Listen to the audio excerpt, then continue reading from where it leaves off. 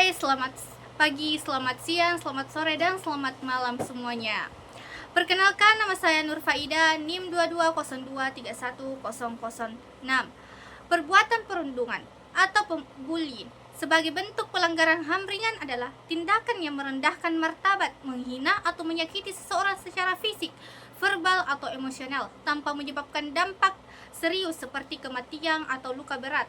Meski dianggap ringan, tindakan ini melanggar hak asasi manusia seperti hak atas rasa aman, perlakuan yang setara, dan bebas dari perlakuan yang merendahkan martabat. Saat ini, saya akan mewawancarai masyarakat tentang pembulian. Apa itu pembulian? Yuk simak videonya sampai selesai.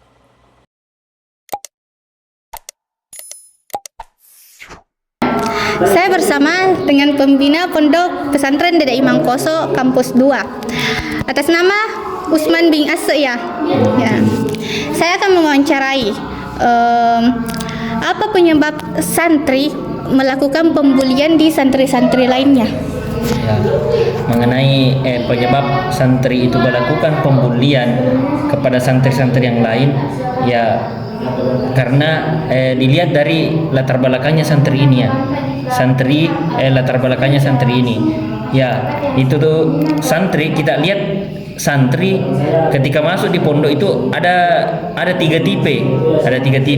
Ada santri yang masuk pondok karena kemauannya sendiri, dia sendiri yang mau.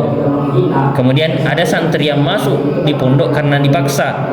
Artinya dia tidak mau masuk pesantren tapi dipaksai sama orang tuanya sehingga dia masuk. Kemudian ini yang ketiga, ada santri yang masuk di pondok karena memang santri ini sudah melakukan kenakalan di kampungnya, nakal mentomi di kampungnya, kemudian dikasih masuk di pondok. Nah, santri yang ketiga inilah yang menjadi sebab pembulian ini, karena memang dia kena nakal mentomi di kampungnya sehingga dia melakukan pembulian di pondok seperti itu. Oke. Selanjutnya, apa akibat seorang santri melakukan pembulian? Ya, kalau berbicara mengenai akibat atau dampak dari pembulian ini, nah akibatnya yaitu ya dilihat bahwasanya berdampak kepada santri itu, santri yang dibully, karena pasti santri yang dibully itu merasa tertekan, dia merasa tertekan, kemudian bisa terganggu psikologinya sehingga dia ndak enak makannya, ndak bisa fokus belajar. Nah, itu sebabnya ndak bisa fokus belajar, ndak bisa fokus menghafal, sehingga pasti santri yang dibully ini selalu merasa sedih, selalu merasa merenung dan lain-lain sebagainya, sehingga kehidupannya di pondok pasti ndak baik nih. Dan dampaknya biasanya banyak santri yang dibully ini langsung dipindahkan sama orang tuanya karena langsung berubah pada sikapnya, biasanya begitu. Biasanya yang rajin ke sekolah langsung malas, karena begitu hilang nih semangatnya untuk belajar karena dibully. Apa solusi yang kakak bisa ditanyai tentang pembulian ini?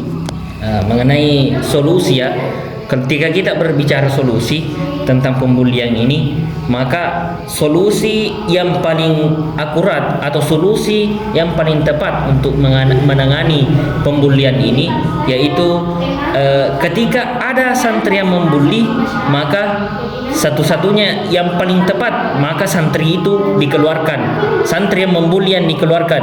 Karena ketika santri yang membuli ini dipertahankan, maka pasti banyak yang junior-juniornya santri ini yang melakukan lagi pembulian, karena turun-temurun ini pembulian. Nah, dia seniornya waktunya jadi senior sering membuli, kemudian juniornya lagi naik jadi senior, pasti ikut-ikut. Jadi itu solusinya adalah santrinya yang membuli dikeluarkan atau dipecat dari pesantren, begitu mungkin. Terima kasih atas wawancaranya kali ini. Iya, sama-sama. Selamat sore semuanya. Saya bersama dengan pembina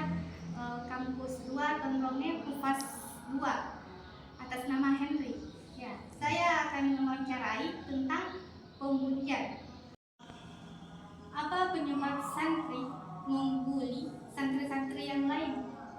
Ya mungkin salah satu penyebab santri membuli santri lainnya itu ya karena mungkin dia mengalami suatu emosi yang dimana emosi itu dia tidak bisa tanggung sehingga dia mencari pelampiasan terhadap santri yang lebih kecil, ataupun ketika itu santri yang ingin diinterogasi itu tidak merasa melawan, dia merasa melawan kepada seniornya sehingga senior itu melakukan pembulian yang dimana pembulian itu tidak terasa keras, mungkin karena ada perlawanan sehingga pembulian itu terasa keras begitu saudara.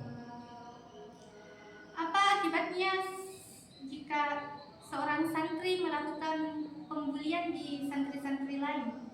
Penyebabnya? Akibat. Akibatnya santri yang melakukan pembulian itu ya dia akan diinterogasi oleh seluruh pembina sehingga mungkin solusi terakhirnya adalah pemecatan. Tapi dalam pondok pesantren Lima Poso itu ketika ada pembulian itu pasti ada yang namanya SP1, yang kedua SP2 dan yang ketiga SP3, yang dimana SP3 itu sudah melanggar sangat berat sehingga solusi terakhirnya akan dikeluarkan supaya tidak terjadi pembulian yang semacam itu. Apa yang kakak bisa tangani atau solusi yang diberikan atas santri yang membuli santri lainnya? Solusinya adalah menyamaratakan semua santri, menyamaratakan semua santri. Makanya cara dulu Guru itu menyamaratakan santrinya. Ketika pengajian itu kan mungkin semua santri itu berlatar belakang misalkan ada yang kaya dan miskin sehingga mungkin situ ada faktor pembulian. Makanya untuk menghindari pembulian itu Buta Wahab almarhum itu ketika pengajian dia menyamaratakan semua pakaian supaya tidak ada pembulian di situ, supaya yang miskin tidak merasa tertindas dan yang kaya tidak merasa dia paling hebat daripada yang miskin. Terima kasih atas wawancaranya kali ini.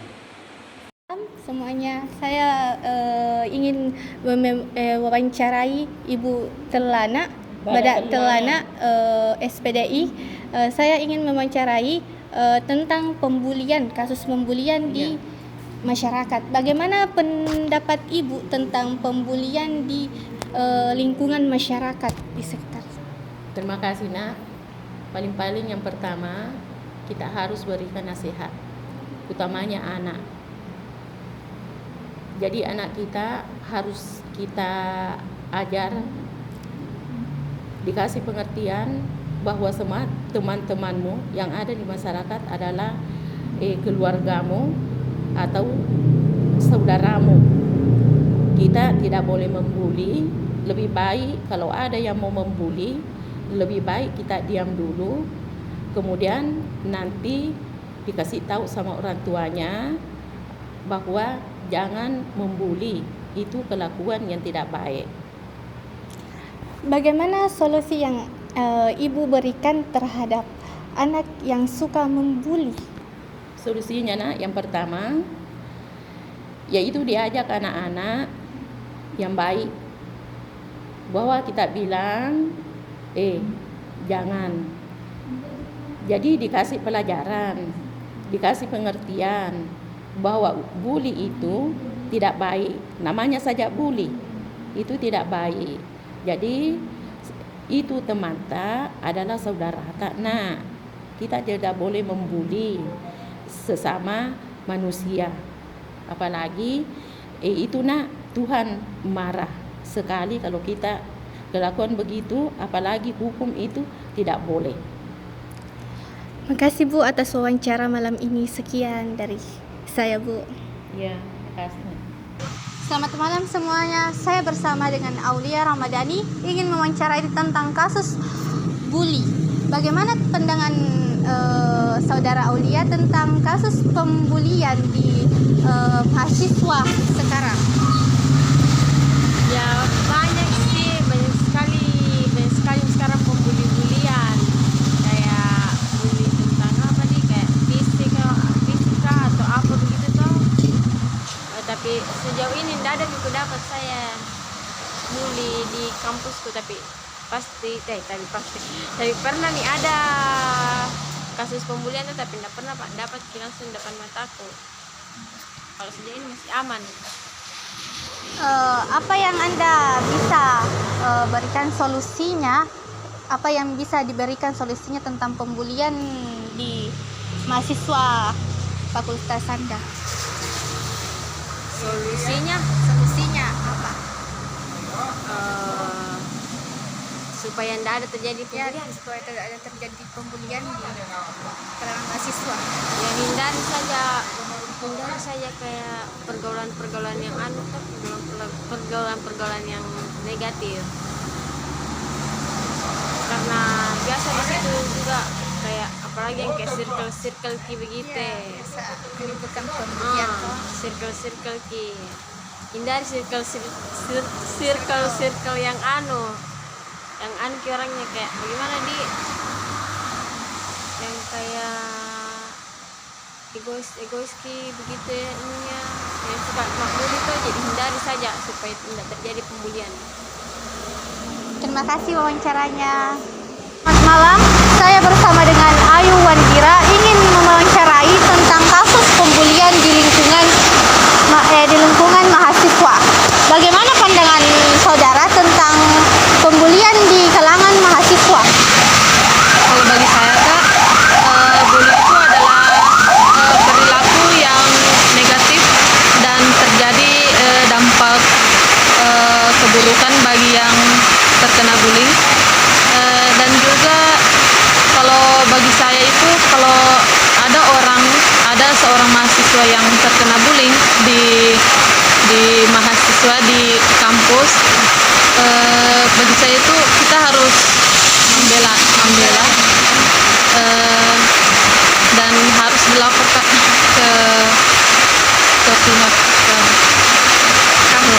ke pihak kampus. Bagaimana solusinya tentang pembulian di mahasiswa? Apa solusi yang bisa diberikan? Solusinya itu apa ya Kak? Ya kita harus melapor ke pihak kampus Kak, karena kalau kita sendiri tuh pasti ya gimana ya Kak?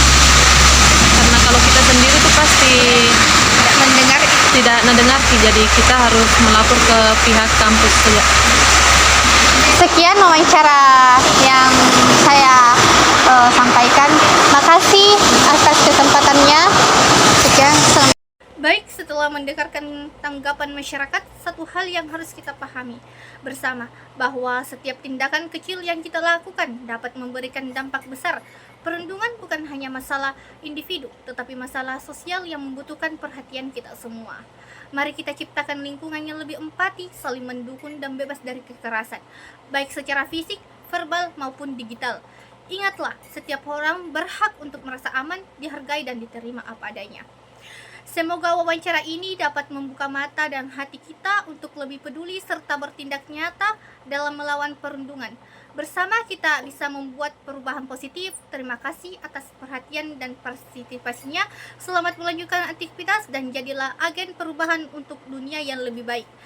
Dari saya Nur Faidah, sekian. Assalamualaikum warahmatullahi wabarakatuh.